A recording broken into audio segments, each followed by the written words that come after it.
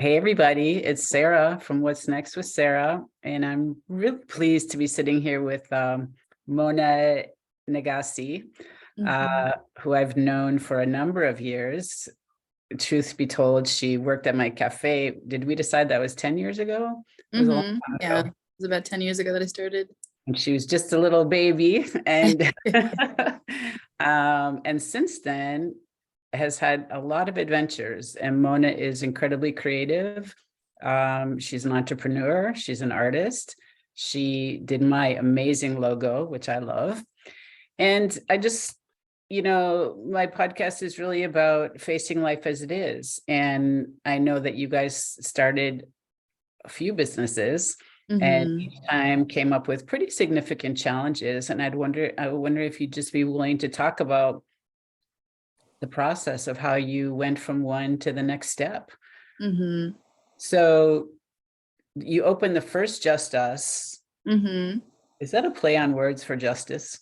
Yeah, it definitely was. That's what I thought. I just wanted to make sure that, and you opened that, it was like an old Japanese sushi shop or something. Right. It had been that Red Lantern before, Okay. but they closed down. And when we got the space, it looked like they left in the middle of the service or something. There was just like, just plates on tables still and things like that. It was crazy. Oh, wow. And you guys hmm went in and cleaned it all up and remade Oh, it into your own thing. yep. We like totally busted up the tile, everything. Like basically, we just stripped everything down and like left it very bare and neutral in there. And there was four of you who did that? There's five of us. Five of you. And you really were trying a new model. I mean, you were just sharing, right? You were sharing all the income, all the tips. Is that right? Or So, basically, so we were doing a service charge model. So there was no traditional tip model. But yeah, it was, the all the food came from three chefs. So it was the prefix dinner style. And it was always like the six courses. So each chef had two courses, and it was cool because the menu changed every 3 weeks. There was always a theme, that kind of like reined all of the chefs in, but aside from that theme, they kind of could do whatever they wanted. yeah. Um, And that was, you were pretty early on that. A lot of people weren't sharing, let's say. They weren't, I mean, it was kind of more of a collective, collaborative, right? right. Yeah, I think that's so what did you find were the challenges in that? I think that the challenges were, I feel Mhm. like whenever you're working in a group dynamic, there's going to be challenges. And I think that a big part of that, and I think this is something that I've only really understood in retrospect, but it's hard to be totally certain in a group dynamic that everybody's intentions are exactly the same. So I feel like I spent a lot of time getting frustrated because I wanted people to be maybe not working as hard as I was, but working for the same goals that I was, and like the same potential that I saw in what we were doing.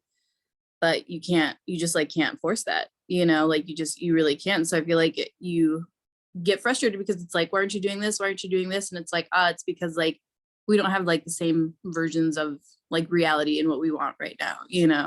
Yeah. But that was, I feel like, a major challenge also too. I think that like doing anything like that is like so, I mean, I know that but it's like so like emotionally and like physically intensive, and like I think that like a lot of people, it's like one thing to say that you're ready to put in that kind of work. It's another thing to do that, and like Yeah. so I feel like we all had our moments, like everybody went through some form of like a emotional or like a nervous break, like while it was happening, and those things are necessary, but I feel like a lot of it was kind of like, how do we come back from that as a collective? And honestly, I feel like we didn't all manage to, and that's kind of, inevitably why we went our separate ways. But you know, I feel Yeah. like So the best, but you felt like that was the best at the time. So I okay, think so so. so you were getting nice reviews, people liked your hmm plays, you were doing okay, you were learning a lot, Right. and the building got sold. hmm So you lost your space. Yeah. And so then you decided, So was it, so then was it like a few of you who split off and moved to Lower Town and started the new space, or? So all of us went to the new space all together. So we were all still in Yeah. it at the point. Okay.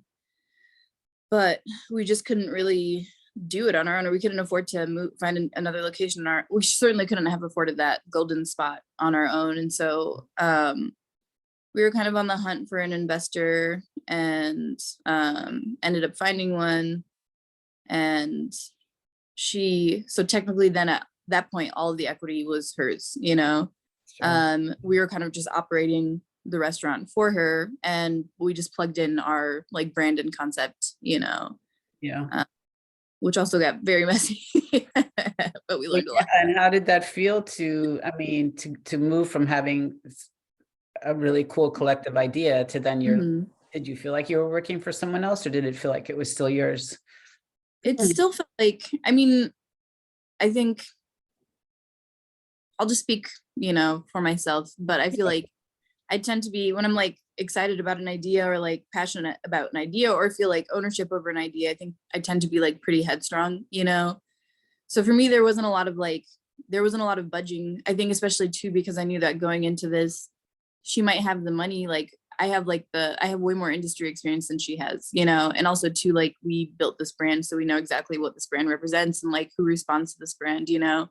Yeah. So I feel like, you know, there were times where it was definitely like a clash of like, I don't know, there's like there's like many a clash of ideals and ideas, you know, but I think ultimately like I was too like invested in it in other ways, like maybe not financially, but I mean, certainly financially at times, but I think I was too invested in it to like, for it to ever not feel like it was my thing anymore, you know? But at Yeah. the end of the day, she truly had like the ability to call the shots. So we did have to like do things to appease her. And, Yeah. you know, essentially it got to the point where we had to do too many of those things to appease her, that it was like, what is this? Like, what is the brand becoming now? You know, and do we want to be a part of it anymore? You know? Yeah, and I will take a step back, and I do really admire your ability to actually create a brand. You know, I think you guys really did that well, and you really, this has always been my problem, being able to sort of zero in on like who we are and what we are. And I think you Mhm. guys did that really well. And it really, it's important. And I think that brings in your artist skills. I mean, Mhm. you were the one doing the visuals, right? Mhm. And that really came together, and that really did feel very integrated with who you are and what you guys were doing. So I really admire that. I'll say that. Thank you. I appreciate that. Yeah. And it's interesting. I wonder if this is a problem more for women, and maybe Mhm. it's not, where we um I know I had that problem a lot in my younger days, thinking like, why isn't everyone wanting this to be as great as I do? Like, why isn't everyone, you know, spending 24 hours thinking Yeah. about this the way I I am? I don't know. And I think maybe I don't know if, you know, I don't know if it is like being a woman or what, but I feel like, you know, I will say like me and Jess being a part of that, like we have a relationship dynamic within the larger group dynamic, you know, and so I feel like me and him obviously have very aligned goals for what we want in our life, just in our life, you know, and like I think for us, like there's always like a sense of urgency, because it's like, you guys, like we want all the things, like we want a house, we want kids, you know, and like those things are like coming up quick, and like we Yeah. need to be able to like be making sure that this is like running the way it should in order to achieve those things. But that's again part of the disalignment in goals. Like, you know, I think that for other people, like they're kind of just okay with where their life was at, or you know, there was no like immediacy in like their goals or what they wanted or what they envisioned, or it was like serving some kind of like vanity, you know, and like, Yeah. so I think that that was like a huge struggle. But yeah, I think that I feel like I spent a lot of time being like, you guys just like trust me. Like I know, because like I spend so much time like paying attention to what's happening in the scene, you know, and like I spend so much time being plugged in, not because like I love being plugged in all the time, but because I feel like it's important to just be very aware of what's happening Yeah. locally, you know, and That's how you learn. but Yeah. exactly. So that's cool. And of course you and Jess have the advantage of being together 24/7. So you Yeah, talk about things at all hours, and it's very that true. does bring something different to the party. Mhm. Um, But good for you for thinking of all those things at a young age. You know, I know for me, I didn't even think about having you know, you spend so much time trying not to have kids, and then all of a sudden you're 35 and it's like, wait a minute, what? So good for you for thinking about that now. Mhm. Okay, so then it was going pretty well in the lower town space, right? You're working your tails off, I know that. And then COVID came. Mhm. Yeah, that was a trip. Yeah. And you guys chose to just shut down, right? As I recall. We did initially. So at first we had to just like furlough all the staff, which really, really, really sucked. Like we had formed like such a tight, awesome crew there, you know, and like I feel like we just didn't have enough time with each other, honestly. But um we furloughed all the staff, and then we closed temporary. I remember like looking, I like scrolled way back in the Instagram feed, and I was like just like, you know, kind of like remembering some of the things that had happened. And one of the early posts from COVID was, we're gonna shut down for like a week while we kind of like Right? assess the situation, you know. And in retrospect, I'm like, oh my gosh, like it ended up being so much longer than that. But so we Yeah, closed we all, initially for what we thought was gonna be like a week maybe, you know. And I think then we were talking about reopening, and I think we did with maybe just the 5 of us. And then all the closures, like the mandated closures, started happening. And then we were closed for a while until we reopened as just like the takeout model, you know. yeah. Yeah. Yeah, it was, I remember that we thought the same thing. Oh, we'll just be closed 2 weeks and be back Hmm. to business. And then it turned into 2 months and 6 months. And um, that was really, that was a strange time for restaurants, you know. Yeah. Um, and it was, I remember for us, you know, I quickly realized that we did choose to be open with a very scaled down staff, obviously. And Mhm. at some point I realized, like, gosh, we're the only people that some people are seeing in their entire day. Yeah. Because in downtown, a lot of those apartments are one person living in them, Yeah. and everybody was home. I remember one of those days, this woman came in and she just sat across from me and she was just crying and crying and crying. And I mean, yeah, Yeah. that was intense. Hmm. And then I was kind of jealous because you and Jesse hit the road. We did. We were like, we might I'm not have like, kind of a how, chance. why didn't I think of that? So that was cool. And you just went Yeah. traveling and yeah. Yeah, that was awesome. We just drove and drove and drove. We knew that we wanted to see the West Coast, but I feel like that's kind of how we've always road tripped, is like just like hit the road. I feel like that's like part of the appeal of, you know, just having time and a chunk of change and a car, basically, you know. Like I feel like we always like know directionally where we'd like to go, or like what we know we want to pass through. But essentially we were just like, you know, let's just like see the West Coast, and we didn't really know what that meant. And we Yeah. started driving, and ended up being gone for like, I think we were gone for like a week maybe. But we like saw the canyon, we saw a lot of the desert, you know. Like we drove all the way up that highway 1 that's like on the very far West Coast, you know. And saw the redwoods for the first time, and it was just awesome. Saw Oregon, and then drove back home through like Montana and Idaho and North Yeah. Dakota, which was all very boring, and most of that was like dark, so we couldn't see much. I'm sure if like we had time to spend there, we could find the cool things to do, but just driving through is like, you know, Yeah. just like highway and construction. But the rest of it was just like, it was gorgeous, you know. And it does just those long road trips, spatially, it does something different for your brain, I think. Hmm. That really helps you to just unwind in a different kind of, if you allow it. Yeah, I agree. Yeah.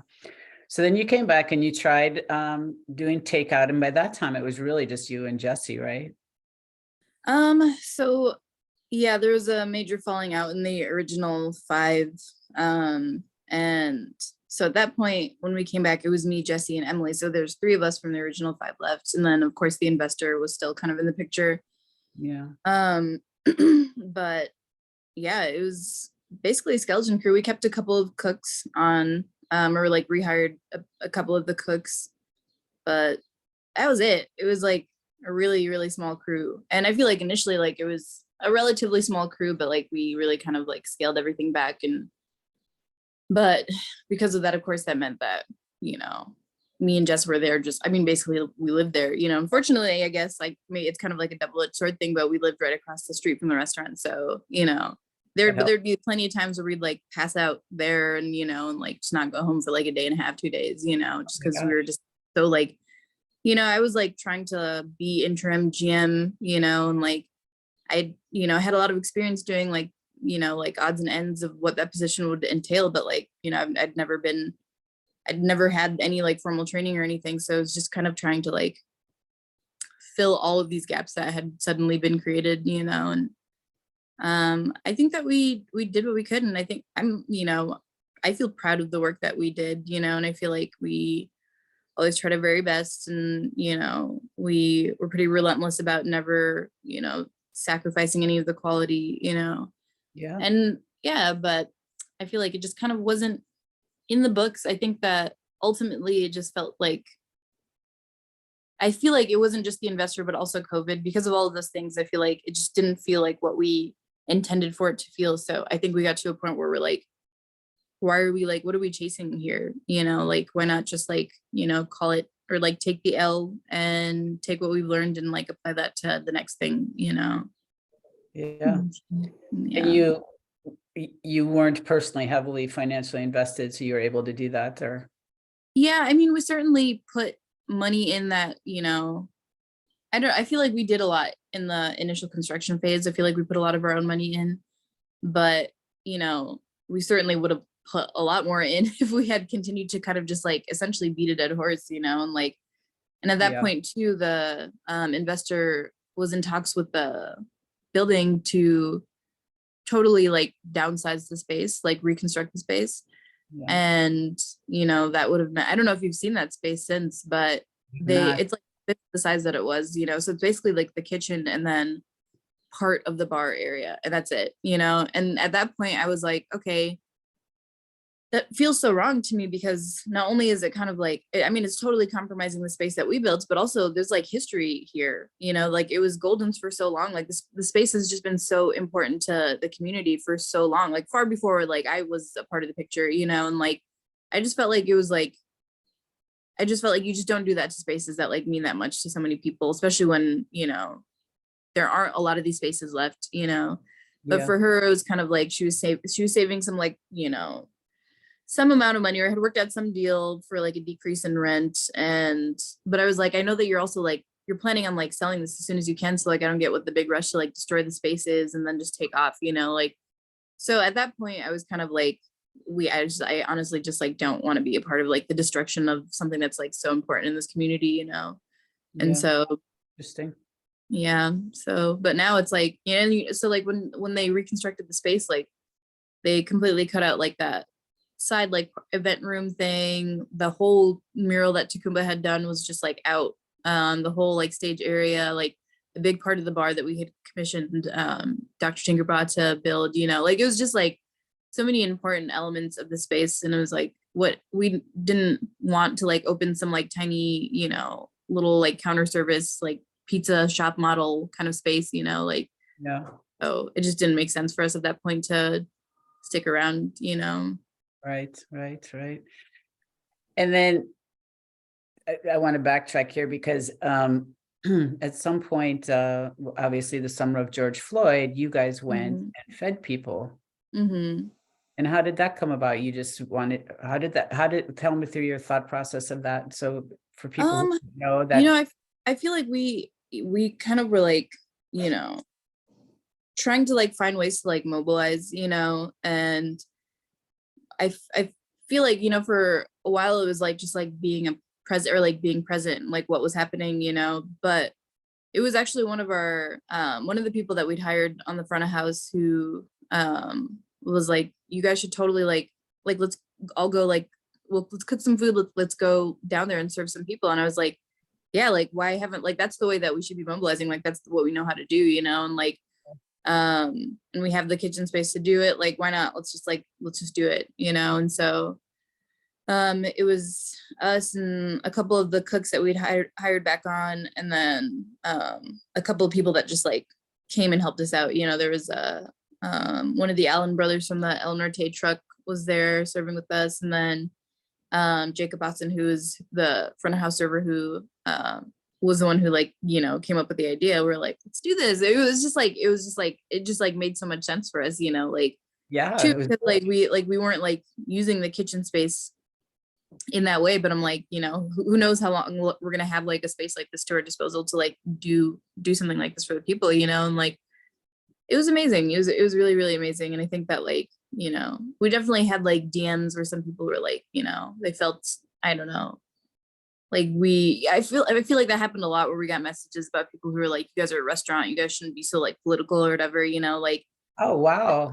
yeah, that happened plenty of times. You know, I feel like for a little bit I was like, maybe like we shouldn't, like maybe we should just like let the food and the art speak for itself, you know. But after a certain point, I was like, why like wouldn't we? This is like what our platform is. Like, why wouldn't Oh, we use our yeah. platform to, like do something, you know?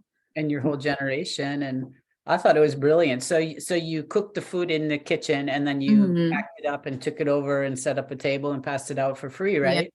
Yep. Yeah. We essentially like loaded up these like catering boxes that we had, like these big camera boxes, and like Yeah. just, you know, packed up a couple of cars and just rode down there and just popped up anywhere. You know, there were a bunch of people who had like the same idea, you know, and like so some people were like, you guys can like pop that table up next to us, or like some people were like, you guys, we have like our menus are too similar, like you guys should go over there. Like yeah, but like it was really like a community kind of effort. It was kind of like, you know, there was nobody like, you know, delegating any like spaces or anything like that. Everybody was kind of just like, it was amazing to see because everybody was like funding things themselves or like funding things like, you know, via asking for donations and things like that. And like it was beautiful. It was beautiful, you know. Now, It was, and you were feeding the people who were holding vigil mm-hmm. at George Floyd Square. I'm just for the wider audience, which was an amazing time. And a lot of people were there 24/7. And Yeah. that's a beautiful way to find your entry point to be a part of a movement like that. Yeah, for sure. So I thought that was really great. It's Mhm. interesting. I remember very early on in my days, I felt like, yeah, you don't want to offend anyone. And then I remember my son's father saying, yeah, but do you even want that kind of person in your cafe? And I was just like, oh. Honestly, yeah, I feel like exactly. If you have a problem with what we do, and I think that's been part of like the attitude with Angry Line Cook. You know, I think that I've like made it a point to make a part of our brand that it's kind of like fuck you, you know, like you don't like what we're doing, or if you don't like I mean, I feel like we're allowed to be angry. I think I think that for a long time I had it ingrained in my head, like especially because I've been in service industry for as long as I've been, and like usually I've been in the front of the house. I think I kind of had this idea ingrained in me that like I had to be like really sweet and really like accommodating, you know, and like after a Yeah. certain point that just like started to like drive me crazy, you know, because like I'm not always feeling like super sweet, like I can help you out, but like it's not always gonna be like with the smile, but like that's not why you're here. You're here so I can like provide a service for you, and I'm gonna do that well regardless. But like let's be real about how we're feeling sometimes, you know. And I think that with Angry Line Cook, there's like an expectation now. Like sometimes people come up to the truck and they're like, "You guys don't seem very angry," and it's like I guess, you know, like, but Because you're in line. We don't have to be yeah, angry. exactly. That's it. I was thinking about that before our call today. I Mhm. think one thing that COVID really brought forefront for me, the restaurant industry is notorious for not having any boundaries, and people come Mhm. in and just feel like they're entitled to everything.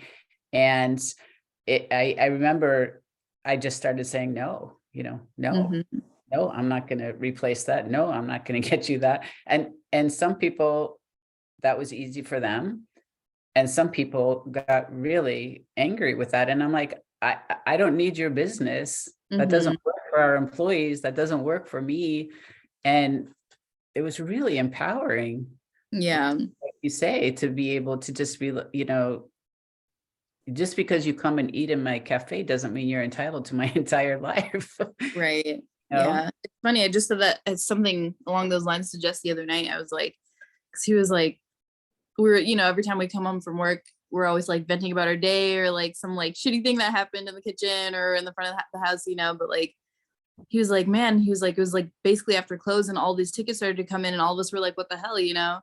And I'm like, well, you have to, I feel like front of house has to know to like when to say no to people, you know, like a bunch of people like showed up very late for the reservations. And it's like, but I was like, you know, after like an entire day of telling people yes, sometimes it does feel really good to be like, no, I'm Yeah. sorry.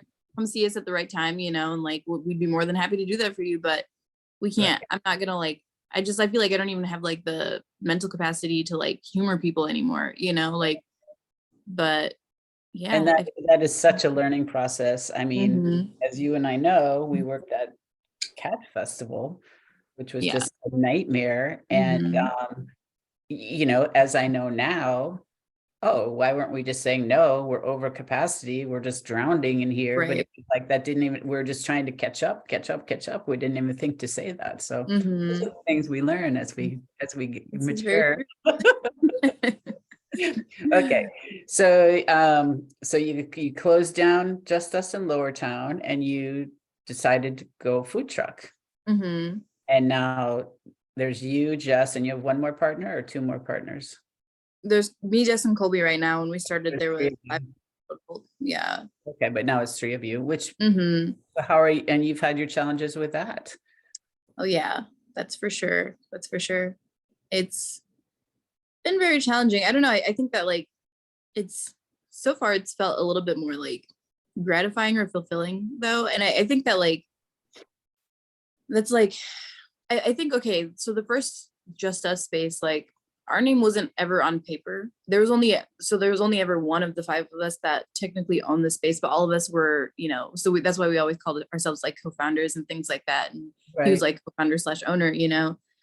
Um, but I feel like there's like something to be said about having your name on paper, you know. And it sucks because I know that it's like just some like, you know, government form or whatever, but that in our world, I feel like it holds a lot of power, you know, and like, so I feel a little bit, even though it's like, there's definitely been challenges with the food truck. I think that like, ultimately, I feel like it feels even more empowering and less stressful than the restaurants did at times, you know? And two, I think that like, because the operation is like, we're running it exactly the way that we want to run it, you know, and there are like fewer voices, I think, to like, you know, um, I don't know, kind of like confuse or like muddy the vision, you know. I think that like it's like honestly it's like the optimal crew that we have right now, you know. Yeah. And even for the challenges that you do have, truck breaking down, et cetera, Mhm. it kind of allows you a lot of freedom, right? You can go work 2 or 3 nights a week if you want, or Yeah, you don't have to be open 7 days a right. week. You And know, yeah, one thing is we are kind of like reapproaching our business plan because although we do have the freedom to be able to, you know, be open 2 to 3 days a week or 7 days a week if we want, we're trying a little bit more to in order to make it a more like reliable source of income for the three of us, we kind of have to think about running it like a restaurant that has like normal, you know, hours of operation and things like that. And so that's kind of the challenge in this you know upcoming season, which is going to be year two for us. And you know, we kept saying that our first year was essentially just about us like collecting numbers and collecting data, you know, and year two is going to be our chance to kind of like flex the things that we learned or like plug those numbers in, you know, and yeah, it's um, exciting. yeah, I think we're all super stoked about that, especially after having like having to like jump back into the industry like over the cold months. I feel like for the three of us is like cool and like comfortable and familiar at times, you know, but at the same time, it's like it sort of always feels like it's like a means to an end because like we're just like waiting to be able to do the thing that we like love doing again, you know. So when does the season start for you? We're thinking like first week of April is what we're aiming for right now. Yeah. And you got a lot of nice attention about your burgers. I think people love the burgers. People Seems like respond very well. that's good. So it one of the things, I mean, you're living in the, I don't know if it is so much anymore. It always was sort of a little hotbed of artists down there.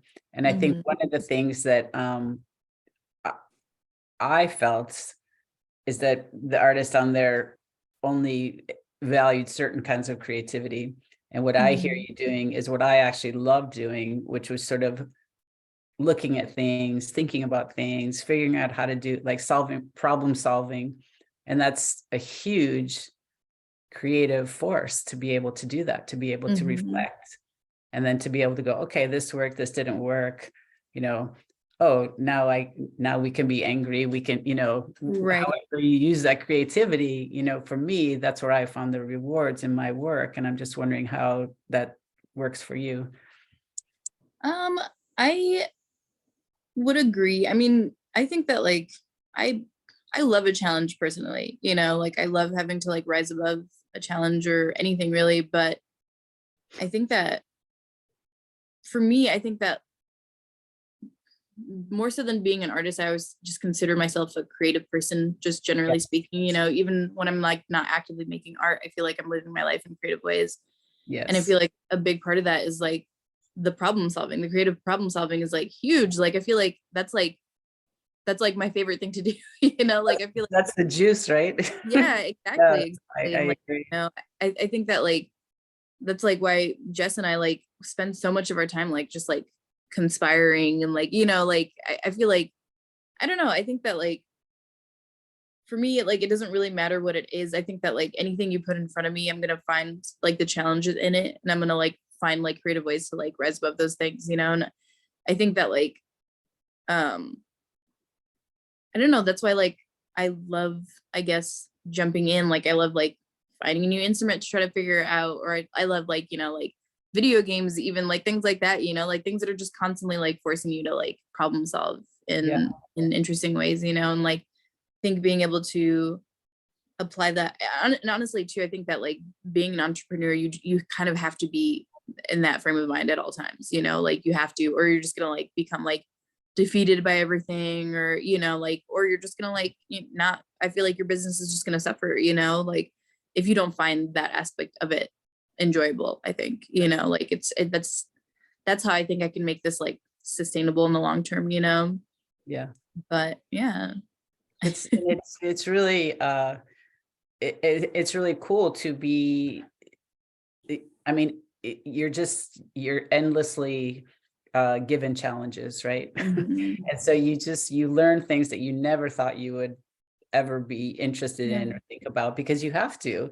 And that Mhm. becomes very fulfilling. I think it really takes I you to agree. the depth of your life. Like you said, your whole life is being led in a very creative way, and Mhm. that with your business. So I personally found that very fulfilling, and I hope that you do as well. I think it's really Yeah, cool. definitely. Yeah, nice. So what do you think it is about you that had that? Do you think there was something particularly about Mona that drove her in that way, or do you think you just kind of fell into it, or? I don't know. I think that, I feel like there were probably a lot of things along the way or like growing up, I feel like I've always been like creatively inclined. Like I've always like been a visual artist, like, and I feel like growing up that wasn't like encouraged, I think that a lot of people like in my family, for example, like saw it as like a distraction or kind of like a waste of time, but I feel like that kind of like speaks to a lot of my childhood. I think that like I had lots of interests that like nobody around me like understood, and like but I feel like I had like such a determination to like explore those things and like just be who I was and like, follow my interests and things like that, that like maybe that's where the creative problem solving comes from. Maybe I think I just like had to like find ways to like do those things or like indulge myself,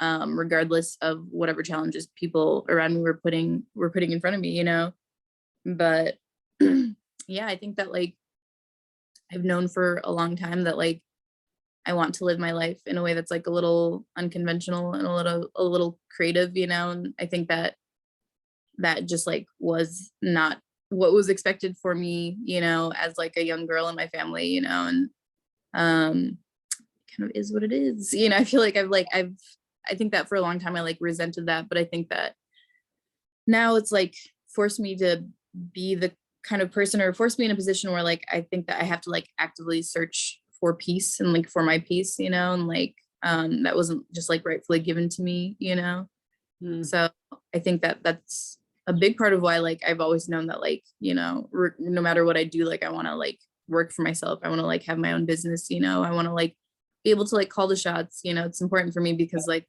I do understand that like, I think that like I don't expect people to ever like truly understand who I am and truly be able to like serve me in the way that I know that I can serve myself, and so I think that, yeah, definitely a lot of that has to do with, my path growing up and the dynamic like within my family for sure. Yeah. And then, I mean, how many kids in your household? When you grew up? So growing up there, I had two siblings, two And older siblings, and you then were, my old had a a girl when she was pretty young. I think she was like in her early 20s when she had my niece. But so then it was, all of us, and it felt like my niece was kind of like the youngest sister, But yeah, but growing up mostly it was just the three of us girls and like lots of cousins and things like that. yeah. Because there is that thing about, you sort of feel outside, you don't exactly know why you're different. Hmm. You're different from a very young age. I think that's makes sense. And then you know that you want to live your life, you're following something different, and people from Hmm. outside, it doesn't make sense to them. Right. Somehow in you, it does make sense. Yeah. And I honestly, I think that growing up too is like really frustrating because like I was never ever like a rebellious kind of kid. I was never really like I mean, I feel like I always like had like a certain level of respect for authority figures or, at least the people in my family. And I think a lot of it was like respect wrapped into like fear, and like, but I think that like growing up, like my goal was never to be like, fuck you, I'm gonna do whatever I want. I was like never that kind of person. I was just always like just very, very curious. And like it was like there was like nothing that could stop me from like experiencing the things that I wanted to experience or the things that intrigued me, and like, but it was never with the intention of being like, a rebel or like, it was never like that. And I think that like not until I got older, until I was a teen and like, then my anger and, frustration was more directed at like the world at large, that I started to feel that way. But like as a kid, it was just like, I just like want to like do the things that I want to do. Like you should just like understand and respect that. Like, Yeah, yeah. yeah. Interesting. And you do have a lot of very natural neutrality, I think. I've always felt that about you, uh, Mm.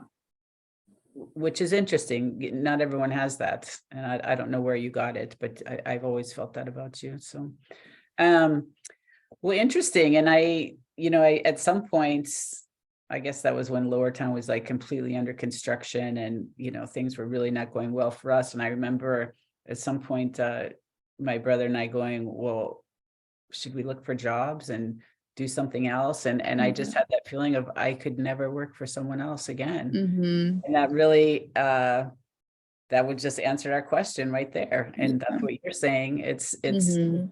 there's highs and lows and there's risks and rewards. And Yeah. but there's something where the accomplishment you feel when you've kind of figured it out, Yeah. really so rewarding. Yeah, I agree. There are certainly times where, we'll get like really frustrated and really stressed out just because there's like so much on our plate, and like sometimes like when I like, think about what it would look like to like, find like a GM position or something somewhere else or, I know that my life would probably be a little bit easier, or at least I would know what to expect on a daily basis, and I would know what to expect like financially, like, but I don't think that I don't think that's like gonna be I mean, who knows? Like, never say never. Like, I've always said this, like with our businesses, like if I'll do what I have to do to like make ends meet or like survive. Like I'm never gonna be so stubborn that I'm like never gonna be in somebody else's restaurant again or anything like that. And I've Right. heard cooks say that, like I'm never gonna work in somebody else's kitchen again. It's like, wait, well then I mean, like I don't. But you gotta like actively, constantly be putting the work in to like make it sustainable for yourself. Like that takes a lot, and like Yeah. I think that sometimes when I'm like, at low points, I'm just like, I should just like go get a job somewhere and like, like make, a reliable like 45 plus K a year, and like versus like what I'm making now, which is like sometimes nearing that, but some years it's definitely not, it's like, it's so like up and down, and like, but that's kind of like, that's part of the grind. And I feel like you kind of have to like Yeah. learn to like appreciate that for what it is, because that's kind of just like the situation for us right now, and I like to think that, and I hope that there's a time where things are much more consistent and reliable for us. And, I think that we're trending in that way, so that fills me with a lot of hope, but you never know what could happen. I think it's always like good to like just be broadly or broadening your skill set at all times, you know? So it's like, if this, for whatever reason, is no longer sustainable for us, like, you know, we could do something else for ourselves, you know, or like, you know, if we do have to work for other people, at least we can like leverage our skills and like really truly understand what we're bringing to the table and make sure that whatever situation we're walking into is like the right one for us, you know? Right. And I think the other thing too is, I mean, I would agree with you, never say never. And there's certain realities to life that we have to face. Right. At the same time, I know I've appreciated some of our conversations of that once you've had your two and now really your third restaurant, the food truck is Mhm. restaurant, you've appreciated maybe learning some of the things that when you worked for us, you didn't really understand that, Mhm. you know, how am I going to make payroll? How am I going to do this? How Yeah. am I going to do that? And it's I've just appreciated that you were able to like come back and say, oh, I didn't realize some of these things are kind of Right. dicey. And Yeah. so whenever you do go, if you do go back to somewhere, you'll have that other side of things as well. Definitely. Yeah, I'm actually fairly concerned about the future of the restaurant business. I just think more and more independent places are just not gonna, you know, the way the salaries are right now, which is, you know, if you think about it, being a cook went from being like $13 an hour to $22 an hour, Mhm. really in a matter of a couple of years. And it's still very low pay for what that work is. Right. I don't think people really realize Yeah. how hard that work is. And you know, just a lot of small places are just not going to be able to sustain it. I mean, we talk about this all the time, like, oh, you know, should we have tried to stay open? And then you just see like the price of eggs, or like, how do you find a cook, or how do Yeah. you know, it's just been so up and down, or the price of lettuce, or, you know, we'll go out to places and we just like, oh my gosh, these people are not charging enough. They're not going to make it. I mean, Yeah. you, Honestly, I feel like you definitely like see all of those things now, and like, I don't know, it's such a challenge right now. I feel like inflation is crazy, and it's like rocked us even in our first year. I feel like it hit us so hard, you know, yeah, and because our menu was so small. Like, so our menu was just the two burgers and then hand cut fries. And so when suddenly the price of the box of potatoes was up like 70%, you know, yeah, then that was like a third of our menu all of a sudden was like just so, you know, it was just like so impacted. And like, I right. feel like that's like part of the collecting data though. And I think that moving forward, I think it's easier for us to adapt because we're a smaller operation. I don't think it's so easy for, you know, even like, you know, small restaurants to adapt in this way. Right. But I think that was part of like the intention with the truck was I think that it'll allow us to like weather the storm, you know, because we can, I mean, essentially it's just a space. We just have our own space, like on wheels with like very little overhead now, but Yeah, you and know, you can so be more in this, flexible. exactly. Yeah. But in this coming year, like that's one of the reasons why we're like trying to like vary the menu a little bit, you know, Mhm. because we just can't be real. It seems like, you know, okay, it's one of those double-edged sword things where like it was nice and really manageable for us having like such a small menu before, but things like that could happen again, you know, and like all of a sudden all of our numbers are way off, you know, because like one item that we're so heavily dependent on is like, you know, something's happening in the market, you know, and like, but yeah, I feel like honestly adaptability is like the name of the game. And I think that Mm.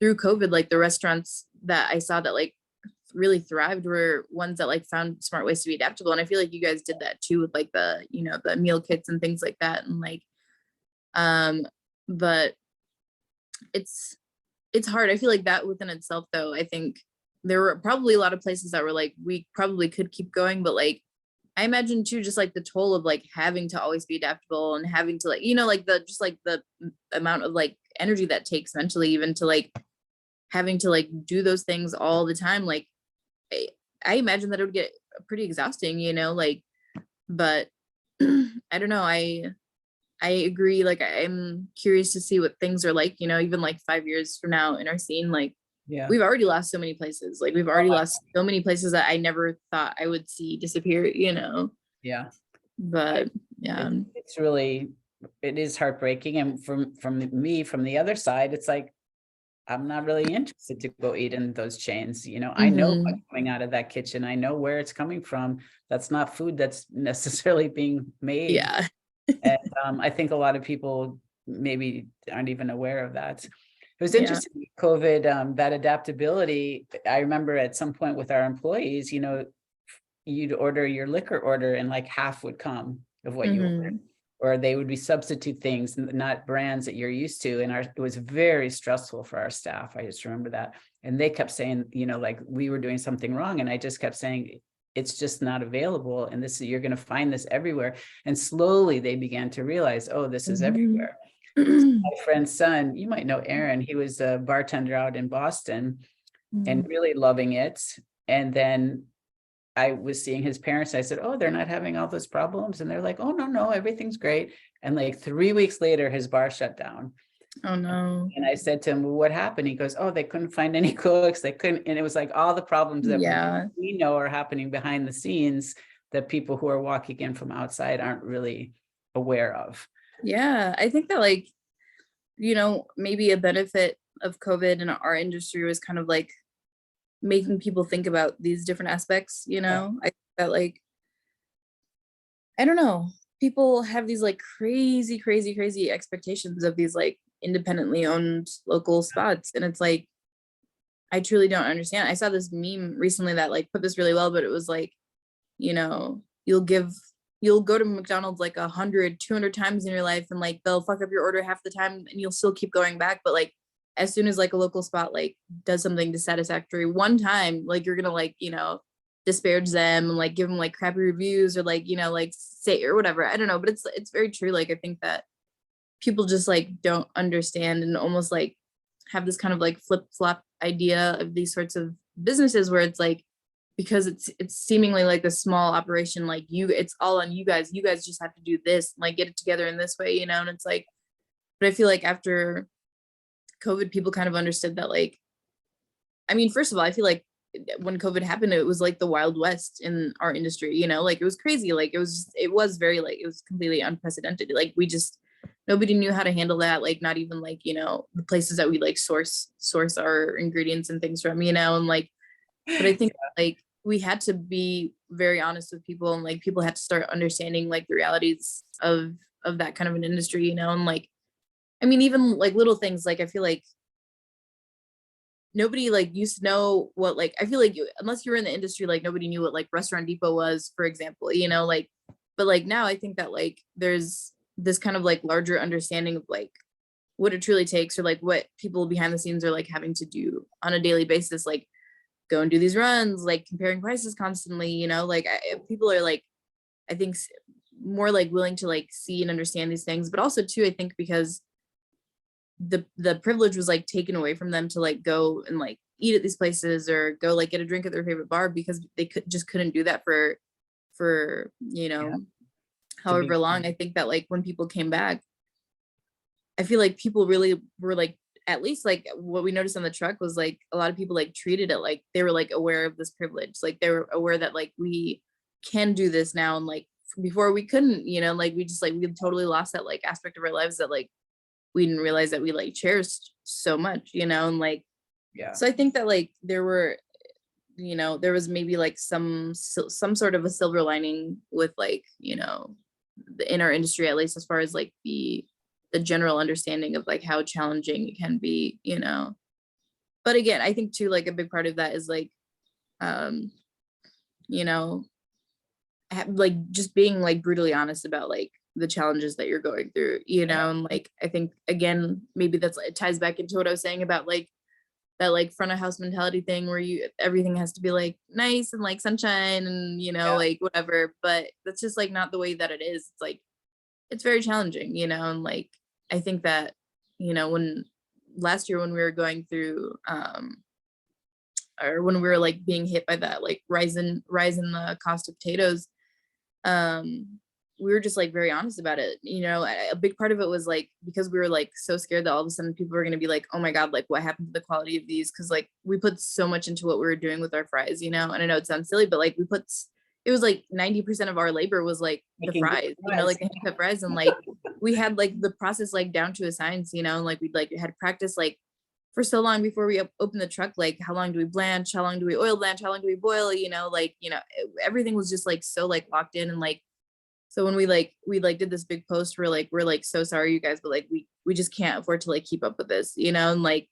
and basically everybody was like, I mean, either people were like, like we didn't even like think about these things, and like how they would be affecting people in your industry, or people are like, we don't care about the fries, like we just care about the burgers, which is great, like that's all you want, we can give you burgers all day.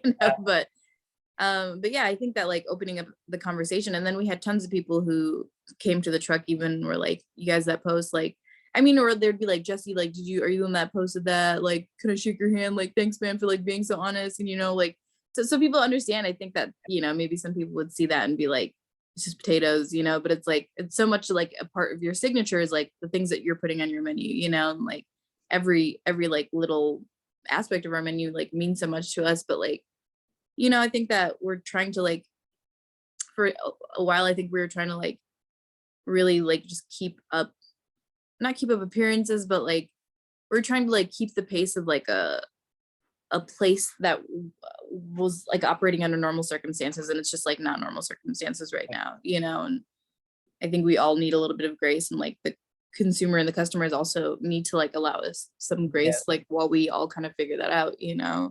I mean, that is one of the really positive things that COVID did bring. I mean, there are positive things that came out of COVID, people's income rose, not enough, certainly not enough, but it did start to be talked about. It did start to be a conversation. Of course, some people are having a harder time than ever, so it's not equal. And then there's the side of, I remember we always felt you had to have everything on your menu, and COVID came, and I'm like, we're just out. We're just out. Right. I'm not even apologizing. We just don't have it, and that was very freeing in a lot of ways. And that sort of transparency that you're talking about, people did really understand. And some people were incredibly generous, and some people were incredibly entitled. So a lot of things started shaking up. Yeah. I'm not going to say it was all bad. I'm not going to say everything's great, but it did start a lot of different conversations, which I think are pretty important. Yeah, that's for sure. Yeah. So you've got resilience, that's clear. Ready? How are people, if they want to find your food truck, how are they going to find Angry Line? They can find us on Instagram. We're on Instagram at Angry Line Cook MN. On Facebook, same handle, and our website is angrylinecookfoodtruck.com. But yeah, we're always posting, like during the season, we're constantly posting. I try to post at least once every single day. You're very good at social media. Yeah, you are. I'm trying. I'm definitely learning, because I've never been super like into the social media thing just on my own, and like I tried to for a long time with my art, but like it was just hard for me to be consistent because I had so many other things going on, and like, but I'm really, really trying with the food truck to like make it tight, because like people really, really, I mean, that's like everything for people, like people just respond to like really intentional, Instagram feeds. And but yeah, that's where we're posting where we are all the time, and like, menu updates and specials and all that good stuff. And you're mostly going to be at breweries, or? We'll probably be at a lot of breweries and perhaps some bars. But right now it's mostly breweries. And then we also have quite a few catering gigs coming up this year. And so we do like grad parties and weddings and things like that. That's great. Yeah.